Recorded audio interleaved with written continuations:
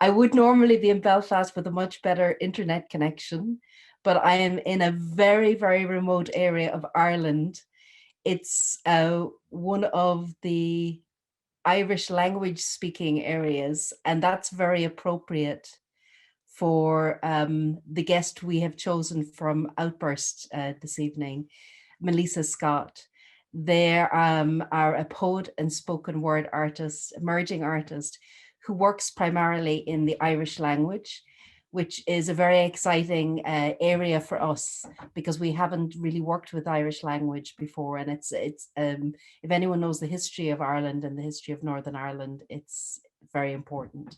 Maoilíosa is an emerging artist, and it's very important for us that we support artists who are just starting out and making their first shows. So this year we've commissioned Maoilíosa to write and perform for this year's festival in November, our first Irish language commission. So we thought that Maoilíosa would make a wonderful guest because we're talking about language and the importance of how we understand ourselves in language.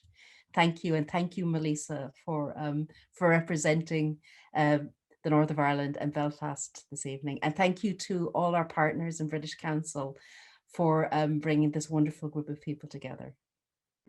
Gracias, Ruth. Quiero invitar a Maoilíosa a que empecemos. Maoilíosa, te quiero hacer algunas preguntas para que te podamos conocer mejor y para entender un poco sobre qué significa hacer un trabajo artístico en irlandés.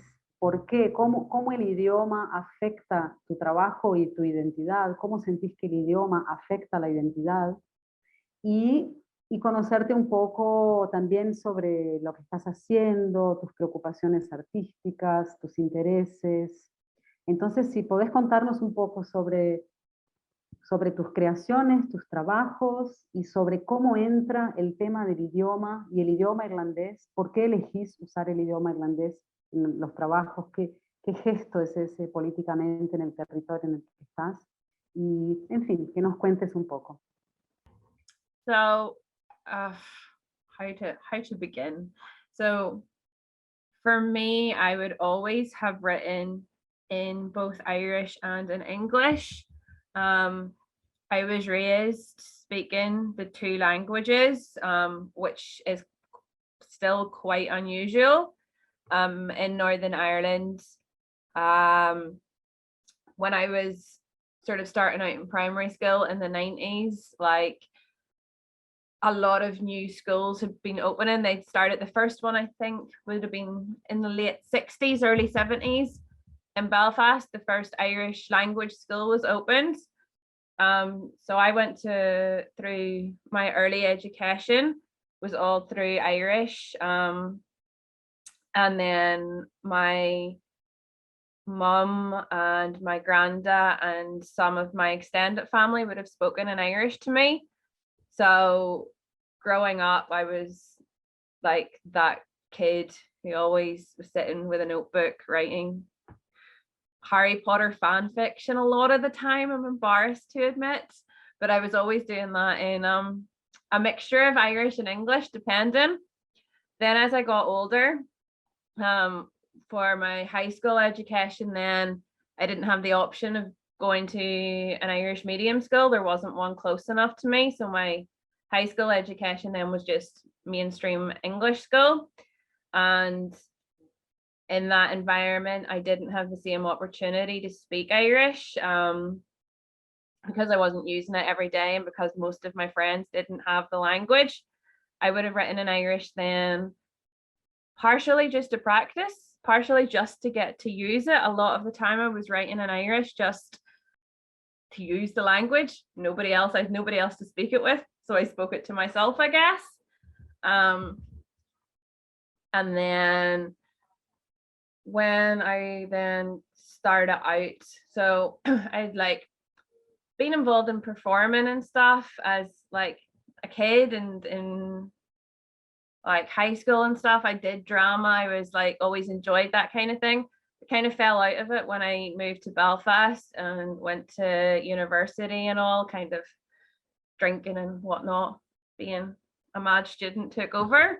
And when I was then going through quite a hard time, and I fell in with a crowd of people who were all like involved in drama societies, and they were putting on plays and all, and I was watching this being like, this is great, I love going to see the plays, I wish that was me, I wish that was me getting up on that stage. But at that point I didn't have the confidence, or didn't feel I could anymore. And then the first time I sort of got on stage and did anything, it was that there was a poetry slam. The Slam Filiachta was on in a building called An Culturlan in Belfast, which is one of the 2 or 3 sort of Irish language cultural centres we have in the city. So they had a poetry competition on, a poetry slam, and I had written a poem that was a mixture of English and Irish, and that was when I first sort of had like the bravery to get up on the stage. I can't really explain why it is that it was through Irish that I have that like confidence, but that's just a thing I found throughout like my life, is that with Irish language stuff, when I'm using the Irish language, I am more confident as a person, I'm braver as a person, and I'm more able to be myself with Irish. So that's why it's important to me to keep using it. Now I'll write stuff through Irish, I'll write stuff through English. The best stuff and my favorite stuff I write is bilingual, it's with Irish and English.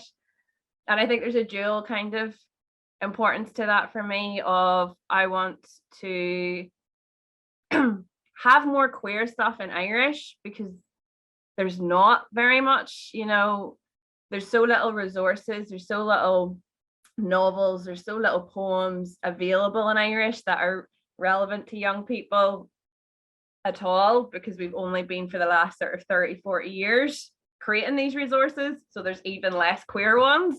So I want those to exist. And then also I want to like allow everybody else, everybody who doesn't speak Irish, to hear some Irish, to like, be exposed to some Irish. Melissa, una pregunta. ¿Por qué no se habla tan más? ¿Por qué no se habla irlandés? ¿Por qué esa lengua quedó eso en 2 o 3 centros culturales? Uno viaja a Irlanda del Norte y no nos presentan trabajos en irlandés, no escuchamos irlandés en las conversaciones. ¿Por qué no se habla y por qué es tan importante hablarlo en el arte? So my answer is probably a little political, but my understanding of it is colonialism, it is the British. I'm assuming as well, I suppose nobody has heard Irish, so I'll just ar fiú couple bummit se seo mé caiint in Gaeilge like I was just saying there that I am speaking Irish to allow everyone to hear it, because it is a completely different language to English. Like from a sort of linguistic point of view, there's very little similarities there, or grammatical structure, everything is completely different. It's like closer, I would say there's a few more French influence than English in Irish, but generally it's completely a separate language. And we would have it would have been spoken in Ireland I think to about the early 1800s, and then it was education. They brought in the national schools, and the national schools, this was when Ireland was under British occupation. So all the schools were through English, and you weren't allowed to speak Irish in the school. And then people were sort of colonized too, and began to like resent Irish, didn't want to speak Irish because there was no economic prospects with Irish. You needed English to make a living. There's little pockets along the west of the island where Irish is still the spoken language.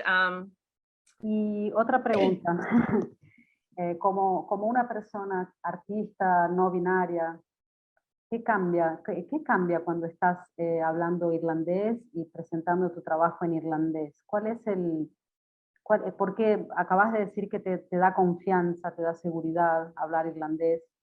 ¿Y cómo eso se relaciona con tu identidad, con lo no binario, con lo queer? I'm still trying to work that one out. I would say, like, in English, I have a lot of dysphoria all the time, but I just use the language that has been given. I'm like, non-binary, grand, that's probably right, gender fluid, something along those lines. Not a girl, not a boy, something in the middle, they, them, that's all grand. But I don't feel any strong connection to it. I prefer they pronouns. And I don't like she or he. In Irish, and in a context where I'm with friends who speak Irish, or the language we're using is Irish and it's not sorry, I'm still recovering from COVID here, so I'll be coughing a bit. But when we're speaking Irish and I'm with the Gaeilgeoirs, which is the people who speak Irish, the language is Gaeilge in Irish. So when I'm with like the Gaeilgeoirs, I don't feel dysphoria in the same way. It doesn't feel as intense. It doesn't feel as strong or something. When like gendered pronouns are used in the Irish language, they don't sort of sting in the same way they do in English. But then there's also a lack of language to express anything queer in Irish. Sorry. So it's like, I would use the translation of they in Irish, which is shade. But I remember a friend telling me, he was saying like there was a neutral pronoun that was not they, it was its own separate neutral pronoun. If you go way back in Irish, it's just that I don't know that. That's there was a dictionary brought out a couple of years ago, and it was like a really great work. You know, students, I think in Dublin, had put together all the terms to do with queerness with an Irish translation. But at the same time, it sort of frustrates me where it's things like the word lesbian is lesbiach. And to me, I'm like, well, what's the point? Why not just say lesbian then? I don't believe for a second that like somewhere in Irish's history, if, you know, that there wasn't a word, like we were speaking Irish, everybody in the country up until 200 years ago, we had a word for all these ideas. We had words to describe ourselves. We've just lost them. And it's like just a bit frustrating because I don't have the time or the dedication to go trawling through every piece of Irish language literature that was written 300 years ago. That's going to be hard for me to understand, to find the language. No, pero lo que nos contás es muy interesante para este proyecto y se relaciona también con nuestras identidades también aquí de las Américas, de Abya Yala, que es el nombre indígena para este territorio, porque también al perder las lenguas originarias también perdimos la oportunidad de usar algunas palabras, ¿no? Entonces, entendemos que lo queer a veces nos llega como un conocimiento por ahí académico o sofisticado o asociado a una idea de modernidad, cuando en realidad lo queer es lo que ya estaba en los cuerpos y en las vivencias hasta que los procesos de colonización, ¿no? Hicieron como un apagamento en portugués, como que borrar todo eso y, ¿no? Yeah. Imponer un lenguaje y junto con el lenguaje una epistemología, una visión del mundo, una cosmología, en fin. Muchas gracias, Melissa. Ya tenemos ahora que pasar a nuestro próximo provocadores. Entonces, quiero agradecerte que hayas estado y que te quedes. Thank you. Y vamos a estar acompañando. Me interesó muchísimo el diccionario queer en irlandés.